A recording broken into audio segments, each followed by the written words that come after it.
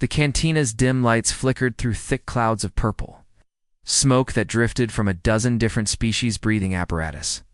Station Kilos never slept, and neither did its seediest bar. The smell of fermented kelp mixed with the sharp temps of ozone from overworked air recyclers. In the darkest corner, where the artificial gravity felt just a little too heavy, sat a figure that made even the toughest smugglers look away. Vex had been beautiful once by Korthok standards. His species was known for their elegant forearms and crystalline blue skin that shimmered like water. Now, 3 of those arms were crude cybernetic replacements, all black metal and exposed wiring. Burn scars ran down the left side of his face where his secondary eye used to be. The remaining eye, a deep purple that once sparkled with intelligence, now held the 1,000-yard stare that veterans knew too well. He'd been nursing the same glass of Regelian whiskey for 2 hours, watching the amber liquid slosh as his mechanical fingers drummed against the table. The younger aliens had been watching him for weeks, whispering among themselves. Everyone on the station knew who he was. Commander Vex, former captain of the dreadnought, Stellar Doom. One of only 12 Korthok officers to survive the human encounters during the Third Galactic War. Tonight, liquid courage finally won over fear. Pip approached first, his green skin flushed with excitement and terror. The young Zeldan trader had heard stories, fragments really passed down through shipping crews and dock workers, stories that made no sense. Stories about a species that fought with their bare hands against plasma cannons and won. Commander Vexer, Pip's voice cracked slightly. His tentacles curled nervously around his drink. Would you tell us about the humans? The cantina didn't go quiet all at once. Conversations died in waves as beings turned to listen. A Gromax smuggler paused mid-laugh. 2 Viridian merchants stopped their heated negotiation. Even the bartender, a massive Thurian with arms like tree trunks, set down the glass he was cleaning. Vex's remaining eyes slowly focused on the young trader. For a moment, Pip thought he'd made a terrible mistake. The cybernetic arms whirred softly as they adjusted position, and there was something predatory in the way the old warrior studied him. Then Vex's mandibles clicked. Among his species, it could mean many things: amusement, anger, fear. Tonight it sounded like all 3. Humans, he repeated, his voice like gravel grinding against metal. You want to know about humans? More beings drifted closer. A crew of Altarian pirates, their scales gleaming under the lights. A family of Centauri merchants, their children wide-eyed with curiosity. Even a lone synthetic, its optical sensors glowing as it recorded everything. Vex lifted his glass with his remaining organic hand and drained it in one gulp. The whiskey burned, but not as much as his memories. He gestured to the empty seat across from him, and Pip scrambled to sit down. Others formed a rough circle, some standing, some finding chairs, all leaning in to catch every word.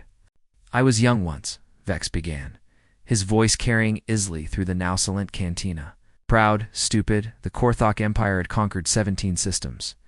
Our ships were the finest in the galaxy, our weapons could crack moons, our shields could stop a supernova's blast. He paused, studying the faces around him. Most of these beings had never seen real war.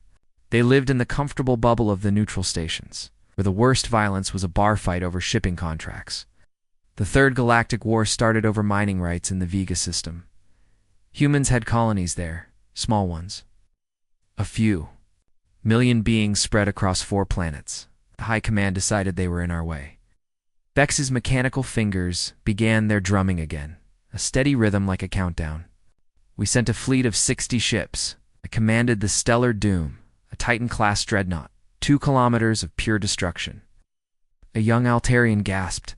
Titan-class ships were legends, floating cities armed with weapons that could glass entire continents. The humans sent ambassadors first, tried to negotiate. Their lead diplomat was a woman named Minesio Kim, barely came up to my chest. Soft-looking, spoke in this quiet voice that made you lean in to listen. Vex's eye grew distant. She offered us mining partnerships, shared technology, even tribute payments. Reasonable terms, but the High Command wanted conquest, not contracts. We rejected their offers and gave them 1 cycle to evacuate. Standard procedure for inferior species. The mandibles clicked again, but this time it was definitely bitter. Laughter. Inferior species. That's what we called them.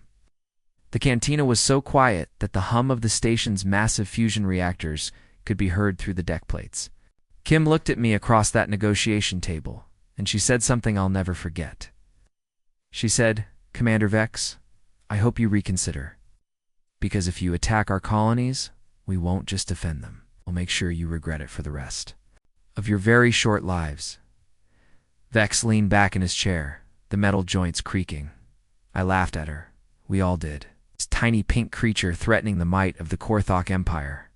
It was absurd. His voice dropped to barely above a whisper, forcing everyone to lean closer. 3 days later, we learned what humans meant by regret. The silence stretched, electric with anticipation.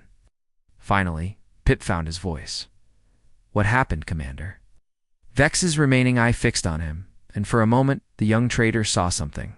In that purple gaze that made his blood run cold was the look of someone who had seen the impossible and lived to remember every terrible detail. "I thought we were hunting prey," Vex said, his words cutting through the silence like a knife. "We brought our finest ships, our best crews, our most advanced weapons. We were the apex predators of the galaxy." He stood slowly, his cybernetic arms worry as they supported his weight.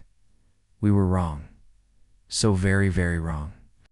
Vex's cybernetic hand clenched around his empty glass, the metal groaning under the pressure, stared at the scarred surface of the cantina table, seeing not the scratched metal, but the cold void of space 20 years ago. The younger aliens waited, barely breathing, as the old warrior gathered his thoughts. "Kepler 4 for to be," he said finally, the words tasting like ash in his mouth. "That's where I learned humans don't follow the same rules as the rest of us," he signaled.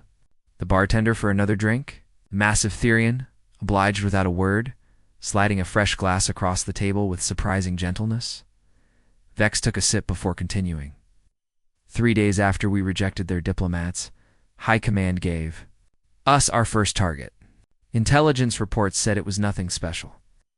A research outpost on the edge of human space, studying some kind of stellar phenomenon. 53 civilians, they told us. Scientists, engineers, maybe a cook or two, the kind of soft targets. We used to warm up new crews. A nervous laugh rippled through the gathered aliens. Everyone knew about practice raids, hitting defenseless targets to build confidence before real battles.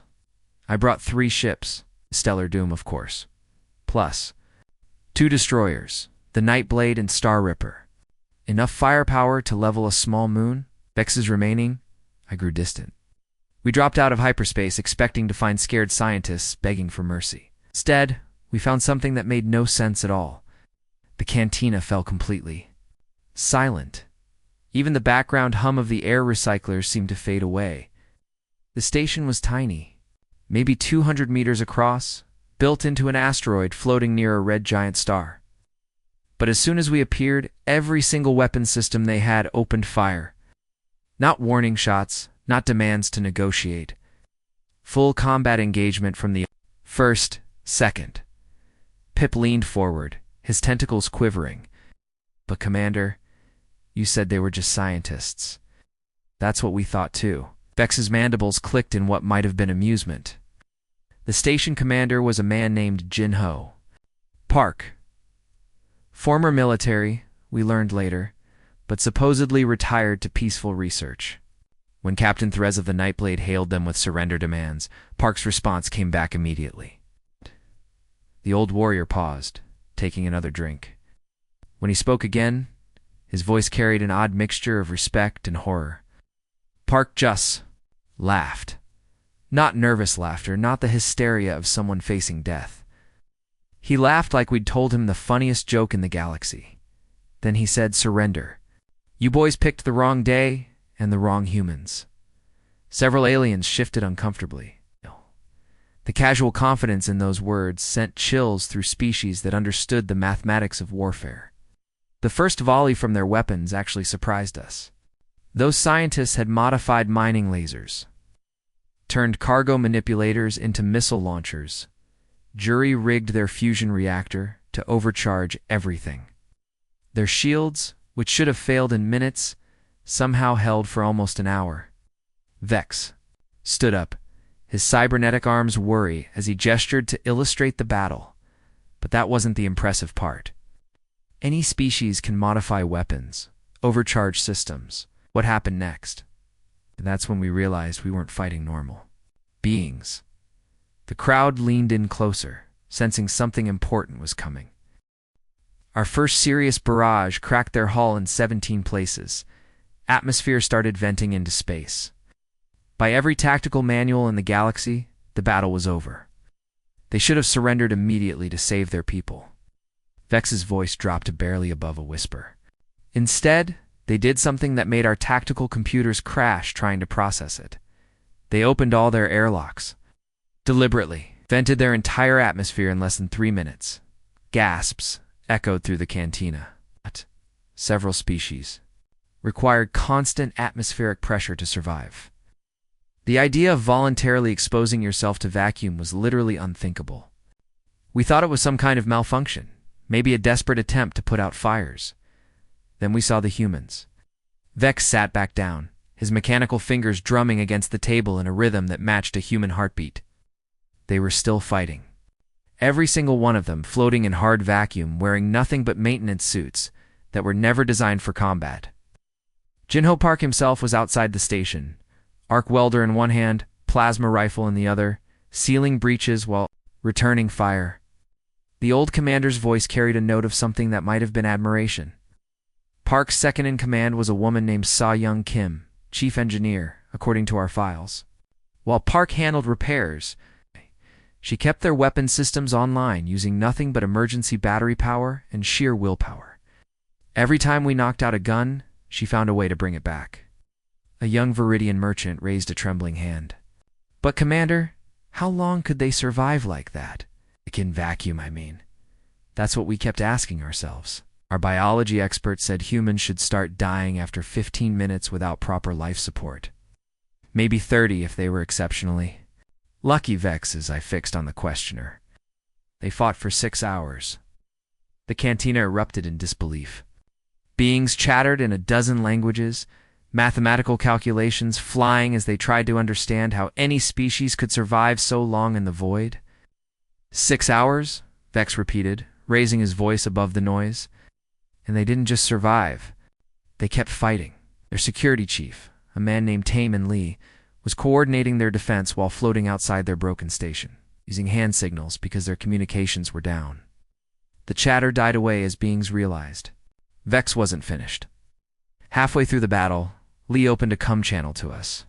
His voice was calm, steady, like he was ordering coffee instead of facing certain death. Said, "Korthok ships, this is Security Chief Lee. You seem confused about something, so let me explain. We humans have a saying, we die on our feet, not on our knees. Today, we're standing in vacuum." Vex finished his drink and set the glass down carefully. That's when I knew we were in trouble.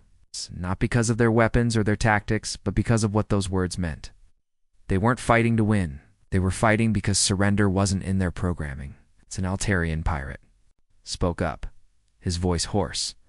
"What happened next, Commander?" What happened was that we learned why humans are called the youngest elder race. While we were trying to figure out how to defeat enemies who refused to die, their reinforcements arrived. Vex's mandibles clicked once more, and this time the sound was unmistakably fearful. 3 human ships dropped out of hyperspace. Not warships, mind you. A cargo hauler, a medical transport, and something that used to be a passenger liner. They should have been easy targets. He looked around the cantina, meeting each pair of eyes in turn. Instead, they proceeded to teach us our first lesson in why you never, ever corner a human who's decided to fight. The silence stretched until someone whispered, "What kind of lesson, Commander?" Vex's remaining eye glowed with remembered terror, the kind that left only one of my 3 ships intact and taught me that humans don't just fight wars. When you threaten what they protect, they become something else entirely. something that turns impossible odds into victory through sheer, bloody-minded refusal to accept defeat. The old warrior stood again, his movements slower now, weighted down by memory. Every single human on that station survived. Every one. And as we limped away with our remaining ship, Park's voice followed us across the void. Tell your commanders they picked the wrong species to hunt. We're not prey. We're the apex predators, and we're just getting started. The cantina had grown. Colder somehow, as if Vex's memories were leaching warmth from the very air. The old Korthok warrior stared into his glass, watching the amber liquid swirl like a miniature storm. When he looked up again, his remaining eye held a haunted quality that made even the hardened smugglers shift uncomfortably. After Kepler Station, High Command decided we needed a different approach. Vex began, his voice barely above a whisper. If we couldn't break their will to fight, maybe we could break their hearts instead. He paused, his cybernetic fingers tracing patterns on the scarred table's surface. The silence stretched until a young Zeldan trader couldn't stand it anymore. What did you do, Commander? We started hunting their civilian transports. The words came out flat, emotionless. But Vex's remaining I betrayed his shame. The transport ship Harmony's Dream was carrying families from the outer colonies back to Earth for some kind of festival. Mothers, fathers, children, people who'd never held a weapon in their lives. Several aliens looked away. Even among species that accepted war as natural, attacking non-combatants crossed certain lines. The ship had minimal shields, no weapons, and a crew that surrendered the moment we appeared. Standard procedure was to take any useful prisoners and space the rest. Vex's mandibles clicked softly, but the intelligence division had other ideas. Old Warrior stood and walked to the cantina's main viewport. Beyond the transparent aluminum, the stars wheeled slowly as the station rotated. He pressed his remaining organic hand against the cool surface. Among the prisoners was a woman named Haijin Choi. Turns out she was married to some kind of human military engineer. Had a little girl with her, maybe 8 years old, who kept asking when Daddy was coming to get them. Vex's voice cracked slightly. Intelligence thought we could use them as bait. A Gromax smuggler growled low in his throat. That's dishonorable, even by wartime standards. Honor, Vex repeated, turning back to face the crowd. We kept talking about honor while planning to use a child as leverage. The irony wasn't lost on me even then. He returned to his seat, moving like an old man despite his cybernetic enhancements. We moved the prisoners to Drakmore Base, our most secure facility in the sector. The place was built inside a hollow moon, surrounded by minefields and protected by overlapping shield generators. 200 of our best troops, enough firepower to hold off a fleet. Vex took another drink, steadying himself for what came next. We sent a message to Earth, told them we had their people and would execute one. Prisoner every day until they surrendered the Vega colonies. Standard terror tactics that worked on most species. But not humans, Pip guessed, his tentacles coiled tight with anxiety. Not humans, Vex confirmed. The response came back in less than 6 hours. It's not from their government or their military command. From something calling itself the Harmony's Dream Rescue Committee. Several aliens exchanged glances. Rescue committees were usually civilian organizations, barely above charity groups in terms of resources and capability. The message was simple. We're coming for our people. Surrender now, and we'll let you live. Signed by someone named Dong Wook Nam, captain of the destroyer Relentless Fury. Vex's mandibles clicked in bitter amusement. One ship? They sent one ship against our most secure base. The cantina had fallen completely silent again. Even the background hum of machinery seemed muted. Commander Krell, the base's commanding officer, laughed so hard he nearly choked. One destroyer against a fortress? It was suicide. We didn't even bother raising the alert level. Vex is remaining. I grew distant, seeing events from 20 years past. The Relentless Fury dropped out of hyperspace at maximum velocity, heading straight for our shields. No attempt at stealth, no clever tactics. Just a headlong charge that should have ended. In spectacular failure, the old warrior's voice dropped to barely above a whisper. Captain Nam opened a cum channel as he approached. His voice was calm, almost conversational. He said, "Drakmor Base, this is Captain Nam. I want you to remember something." We asked. "Nicely first." Then he rammed his ship straight into our primary shield generator. Gasps echoed through the cantina. Ramming attacks were theoretical at best, usually suicidal gestures by desperate crews. The explosion lit up space for light minutes. In every direction, our sensors went blind, our communications scrambled. Commander Krell was already preparing casualty reports when the real attack began. Vex stood again, his movements more agitated now. While we were dealing with the wreckage and trying to restore our systems, the base's internal alarms started. Screaming. Security breaches in sectors 7, 12, and 15. How was that possible? We were in the middle of space, surrounded by debris and radiation. An Altarian pirate leaned forward. The humans were already inside. 20 of them, Vex confirmed. They'd used the explosion as cover to deploy in personal stealth pods. While we were blind and deaf, they cut through our outer hull and infiltrated the base. Their leader was a woman named Myung Song, some kind of special forces operative. The old commander began pacing, his cybernetic arms gesturing as he relived the nightmare. Song's team moved through our base like ghosts. They had somehow acquired complete blueprints of our facility, knew exactly where the prisoners were held, and had planned for every contingency. "But surely your guards," began a young Viridian. Our guards, Vex interrupted, were facing something they'd never encountered before. One human, a man named Woojin Kim, held off 60 of our best soldiers single-handedly. Not with superior weapons or armor, but with tactics that made no sense. The cantina crowd leaned in closer, sensing another impossible story. Kim had positioned himself in the main corridor leading to the prison level.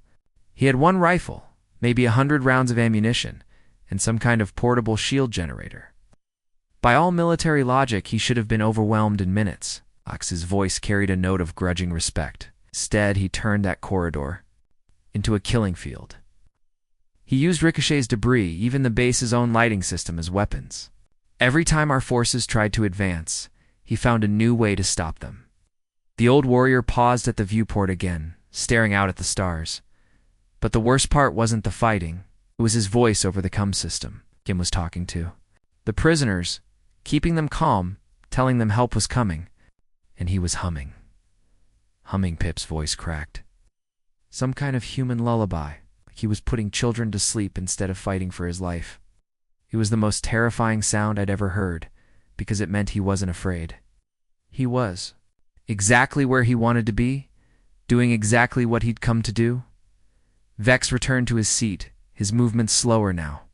While Kim held the corridor, Song's team reached the prisoners. They moved everyone to the escape pods, but there was a problem. Not enough pods for everyone. The silence stretched until someone whispered, "What did they do?" The rescue team gave up their pods to the prisoners, every single one of them. Looked at little Choi's daughter and told her, "Don't worry, sweetheart. We'll find another way home." Vex's remaining eye glistened with something that might have been tears. That's when I realized we weren't fighting soldiers. We're fighting something else entirely. Parents, siblings, friends who would die before they'd leave their people behind. The old warrior's voice grew stronger, filled with wonder and terror. The humans got everyone out. Every prisoner, every rescue team member. They used jury-rigged escape pods, improvised shuttles, even sealed cargo containers as evacuation vehicles. By the time our reinforcements arrived, Drakmor Base was empty, except for confused guards and the lingering echo of that damn lullaby. He finished his drink and set the glass down with finality. As the last human shuttle cleared our defense perimeter, Song opened a comm channel. She looked directly into our security camera, and I swear she was looking right at me through the two. Lens Vex's voice dropped to barely above a whisper. She said, "Commander Vex, I want you to understand something. We don't leave anyone behind. Ever. Remember that when you're deciding whether to take more prisoners, the cantina remains silent for long moments." Finally, a Gromax smuggler asked, Did you? Take more prisoners, I mean? Vex's mandibles clicked. Once, sharp and final. After Drakmor, High Command issued new orders. If we encountered human civilians, we were to avoid engagement and report their position to Fleet Command. Oh.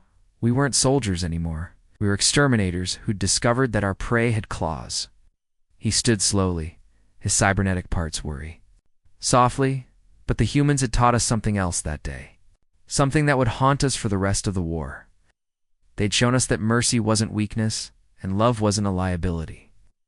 In their hands, both became weapons more dangerous than any plasma cannon or fusion bomb. The old warrior looked around. The cantina one last time. That little girl Choi's daughter. She sent me a message 20 years later. A simple thank you note for not harming her during the rescue. She'd become a teacher on some colony world, helping other children learn. About the galaxy, Vex's remaining eye closed briefly. She signed it. We don't leave anyone behind. Not even former enemies who chose to remember their honor. The cantina's atmosphere had grown thick with tension, as if the very air was holding its breath. Vex sat motionless for several minutes, his cybernetic arms powered down, looking more like a broken statue than a living being. When he finally spoke again, his voice carried a weight that made the deck plate seem to vibrate with sorrow. New soul, he whispered, and the name fell into the silence, like a stone into still water. Even now, 20 years later, that name makes my remaining circuits malfunction. He activated his cybernetic arms with a soft whir, reaching for his glass with movements that seemed almost ritualistic. The amber liquid caught the cantina's dim lights, casting strange shadows across his scarred features. By the 4th year, we thought we had humans figured out. Brave? Yes. Stubborn? Certainly. But ultimately rational beings who could be broken if you applied enough pressure to the right places. Vex's mandibles clicked in what might have been bitter laughter. High Command had run the calculations. Take their most valuable worlds, and they'd have to surrender to save what remained. A young Centauri merchant shifted nervously in his seat. New Sol was valuable? Crown jewel of the human outer colonies, Vex confirmed. Perfect climate, rich mineral deposits, and 7 million people who'd spent 3 generations turning raw rock into paradise. Gardens that stretched across entire continents, cities that floated on crystalline lakes, orbital habitats that sparkled like jewels against the night sky. The old warrior's remaining eye grew distant, seeing not the cantina, but a world that had once been beautiful beyond imagination. The planet was defended by Governor Kung Ho Bei, former admiral who'd retired to civilian service. Our intelligence files said he was a soft administrator, more interested in agricultural quotas than military strategy. The kind of leader who'd surrender quickly to protect his people. Vex stood and walked to the viewport again, pressing his face against the transparent aluminum as if trying to escape through it into the cold void beyond. We brought everything. 12 dreadnoughts, 40 destroyers, support ships, troop transports, enough firepower to crack the planet's crust if necessary. The new Sol Defense Force had maybe 6 obsolete cruisers and some orbital defense platforms. It should have been over in hours. The silence stretched until Pip found his voice. What? Went wrong, Commander? Nothing went wrong, Vex replied, his voice hollow. Everything went exactly as we planned. That was the problem. He turned back to face the crowd, his scarred features twisted with remembered anguish. Bay didn't even try to fight us in space. The moment our fleet appeared, he ordered his ships to stand down and transmitted a message asking for 48 hours to evacuate civilians. Several aliens exchanged confused glances. Surrender negotiations were standard military procedure. Nothing unusual about them. We agreed, of course. It's easier to take an intact world than rebuild from rubble. While we waited in orbit, civilian transports began streaming away from New Sol. Millions of people loading into cargo haulers, passenger liners, even converted asteroid miners. Anything that could fly. Vex's cybernetic fingers began there. Nervous drumming again. The rhythm faster now. More agitated. But something felt wrong. The evacuation was too organized, too calm. No panic, no chaos, just methodical efficiency. Like they'd practiced this exact scenario hundreds of times, the old commander paused, his remaining eye fixed on something only he could see. On the second day, our sensors detected massive energy signatures from the planet's surface. Power plant fluctuations, industrial accidents, we thought. Then the orbital habitats started going dark. A Gromax smuggler leaned forward. Equipment failures. No failures, Vex said, his voice barely above a whisper. Controlled demolitions. While we watched from orbit, the humans were systematically destroying everything they'd built. Atina erupted in shocked murmurs. Several species had strong cultural taboos against destroying one's own territory. Idea was almost literally unthinkable. Governor Bay opened a final cum channel as the last civilian transport cleared the system. He was standing in his office overlooking the capital city. I could see the glow of fires reflected in the windows behind him. Vex's voice cracked slightly. He looked directly into the camera and said, "Commander Vex."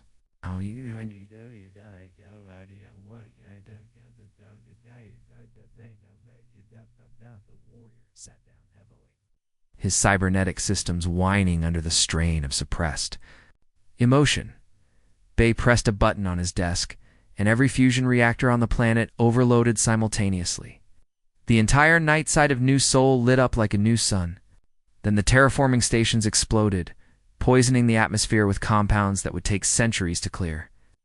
Vex's remaining eye closed as he relived the nightmare. A woman named Yoonji Park, their chief terraforming engineer, had spent her final hours reprogramming every atmospheric processor on the planet.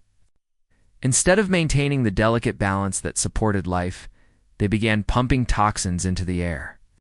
The silence in the cantina was absolute now, broken only by the soft hum of life support systems. But they weren't finished. Junsu Lee, head of the Planetary Water Authority, had been busy too. Every reservoir, every underground aquifer, every ice cap was contaminated with industrial waste. The rivers ran black with poison, and the lakes turned to acid. A young Altarian pirate spoke up, his voice hoarse with disbelief. They destroyed their own world. Completely. Completely, Vex confirmed, as our landing shuttles descended through clouds of toxic smoke. We could see the scope of their work. Cities reduced to rubble, forests burning in firestorms that would rage for months. Entire continents turned into radioactive wastelands. The old commander's cybernetic arms moved restlessly, tracing patterns in the air as if trying to grasp something that remained forever out of reach. But the worst part was waiting for us in the ruins of the governor's mansion. Carved into solid bedrock with mining lasers, letters 10 meters tall, was Bay's final message.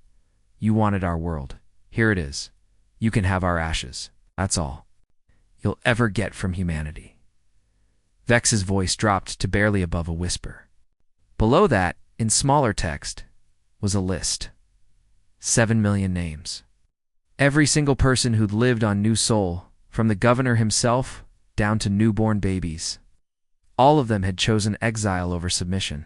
The cantina remained silent for long. Moments as the implications sank in. Finally, a Viridian merchant asked the question everyone was thinking. Ass! What did your command do with the planet? Nothing, Vex replied, his mandibles clicking once.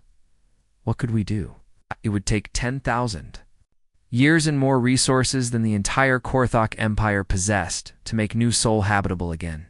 We'd want a dead rock floating in space. He stood slowly, moving like a man twice his apparent age. But the real message wasn't about New Sol. It was about what humans would do when cornered. They'd rather burn everything they loved than let us have it. Vex walked to the cantina's main entrance, pausing with his hand on the door controls. We tried to take 12 more human worlds after New Sol. Every single one was evacuated and destroyed before we could land. Perfect worlds turned into tombs, and each one carried the same message carved into stone or metal or whatever would survive the fires. The old warrior's remaining eye met each face in the crowd. That's when we realized we weren't fighting an army or even a species. We were fighting an idea.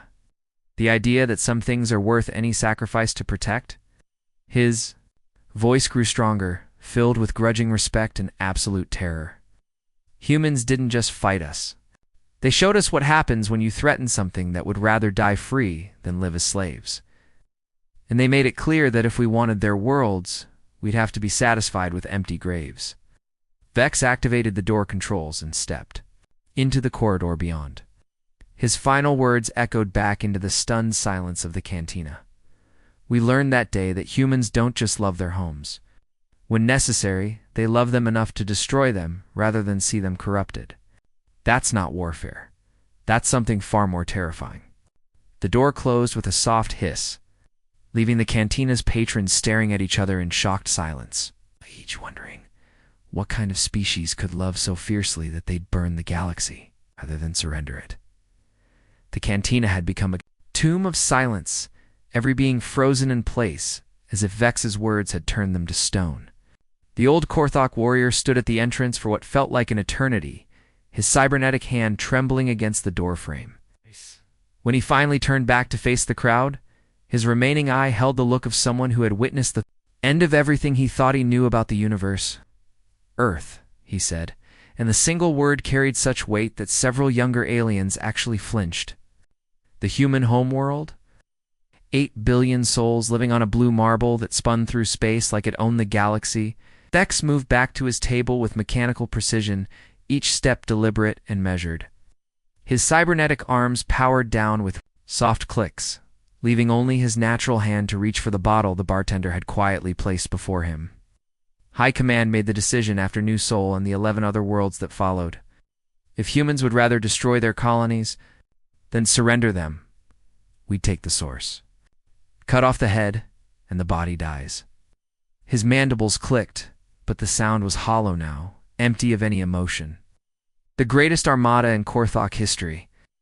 1,000 warships, including 47 dreadnoughts, and the Empire's flagship, the Void Render, sent ripples of shock through the cantina.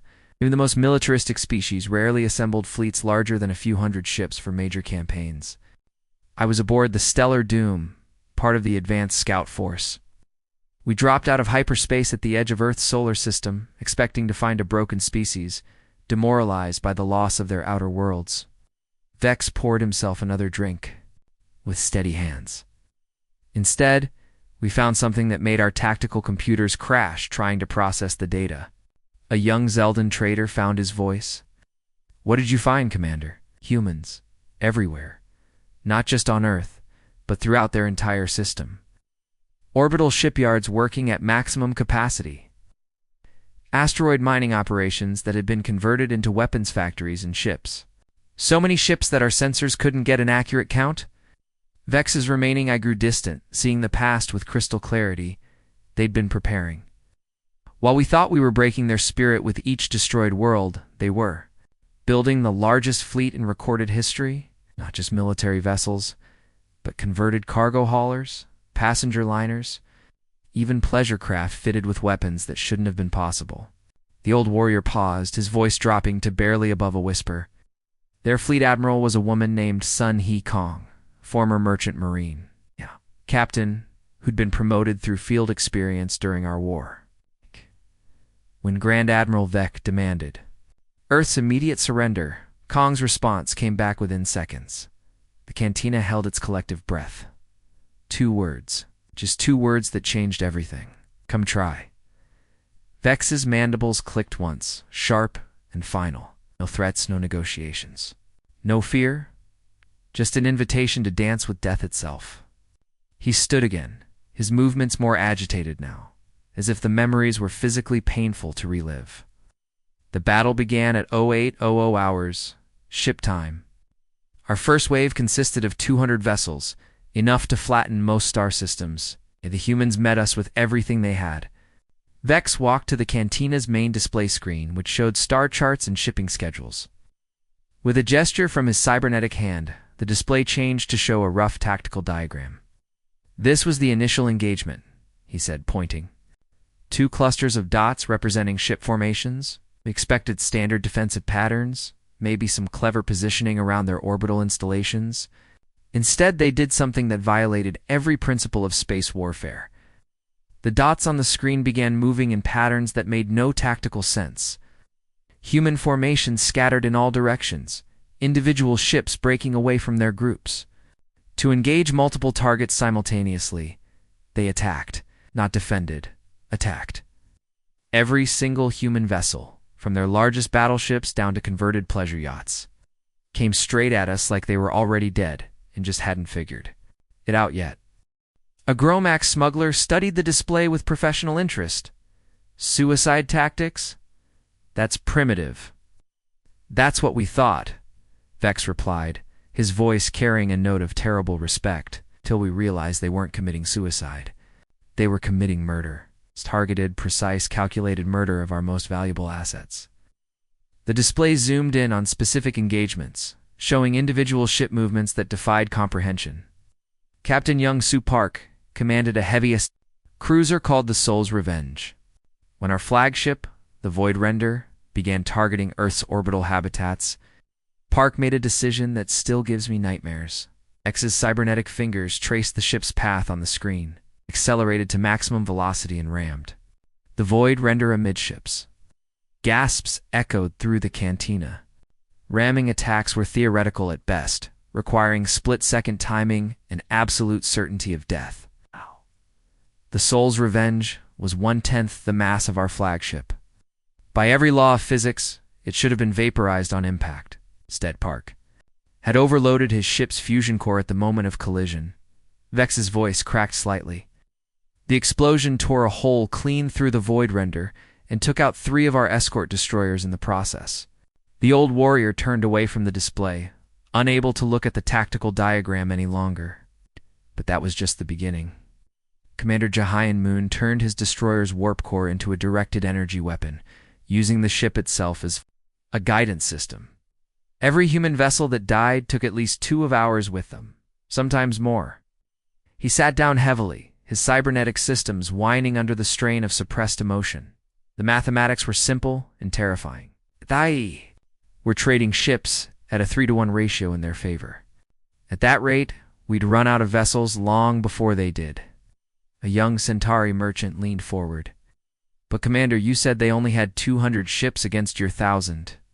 That's what our initial scans showed, Vex confirmed. We were wrong. While we were fighting their first wave, more human ships kept arriving, from other systems, from hidden bases, from places that didn't officially exist. By the 4th hour of battle, we were facing nearly equal numbers. The cantina fell silent, except for the soft hum of environmental systems. Finally, Pip found his voice. What happened next, Commander? Vex's remaining eye closed, and for a moment, he looked like a broken old man rather than a veteran warrior. Admiral Sung-Won Cho happened. She arrived with what the humans called their reserve fleet, 300 fresh ships, including vessels we'd never seen before. Technologies that shouldn't have existed. The old warrior's voice grew stronger, filled with wonder and terror. Cho opened a comm channel on all frequencies, addressing not just our fleet, but every ship in human space. Her voice was calm, professional, like she was delivering a routine status report instead of declaring the end of an empire. Vex stood one final time, his movements slow but determined. She said, Korthok forces, this is Admiral Cho. We didn't start this war, but we will finish it. You came to our home expecting to find victims. Instead, you found the place where humanity makes its final stand. This is your only chance to leave alive. The silence stretched until a Viridian trader whispered, Did you retreat, Grand Admiral? Vec ordered in advance, Vex replied, his mandibles clicking with bitter irony. He said the humans were bluffing, that no species would sacrifice their homeworld for pride. So we pressed the attack. The old commander walked to the cantinas. Viewport one last time, staring out at the stars that had once been his hunting ground. What followed wasn't a battle. It was an education in what happens when you corner a species that considers death preferable to defeat. His voice dropped barely above a whisper. Cho's fleet didn't just fight us. They hunted us. Individual. Human ships pursued our retreating vessels across multiple star systems, harassing our supply lines, destroying our bases, turning predators into prey. Vex turned back to face the crowd, his scarred features illuminated by starlight. The war. ended 12 hours later when what remained of our fleet limped back to Korthok space. Admiral Cho's final message followed us home, a simple statement broadcast on all frequencies throughout the galaxy. He paused, his remaining eye meeting each face in the crowd. She said, "Let it be known throughout the stars that humanity asked for peace and was given war. We have answered in kind. Any species that threatens human worlds or human people will discover what we are truly capable of. This is not a threat. This is a promise." The old warrior reached into his coat and pulled out a small data pad, surface scratched and worn with age. The Korthok Council sued for peace the next day. It's not because we were losing, because we finally understood what we were fighting. He set the pad on the table, and the cantina's patrons could see it contained thousands of files, each one labeled with human names and battle records. Every human who died in that war died fighting. It's not one surrender, not one retreat that wasn't tactical, not one moment where they accepted defeat as inevitable. Vex's voice carried absolute conviction. They don't just fight wars. When you threaten what they love, they become something else entirely. The old commander picked up his payment and set it on the table with deliberate ceremony. "I've spent 20 years studying human culture, trying to understand what we faced. The answer is simple and terrifying." He looked around the cantina one final time, his remaining eye bright with remembered fear and grudging admiration. Humans don't have a word for surrender in their language that doesn't also mean betrayal. They would rather die as heroes than live as slaves, and they'll take anyone who threatens that freedom with them into the dark. Vex limped toward the exit, his cybernetic parts whirring softly in the silence. At the doorway, he paused and spoke, his final words to the stunned crowd. "Remember this, younglings. Humans are our allies now, our friends, our trading partners. But pray to whatever gods you worship that they never become our enemies again. Because the most terrifying thing about humans isn't their weapons, or their technology, or their ships." His voice dropped to barely above a whisper, but every being in the cantina heard him clearly. It's that they'll die before they'll quit. Somehow, that refusal to accept defeat makes them the most dangerous species in the galaxy. The door closed behind him with a soft hiss, leaving the cantina's patrons staring at each other in stunned silence, each one wondering what kind of universe they lived in where love could be transformed into such terrible, beautiful fury. The end.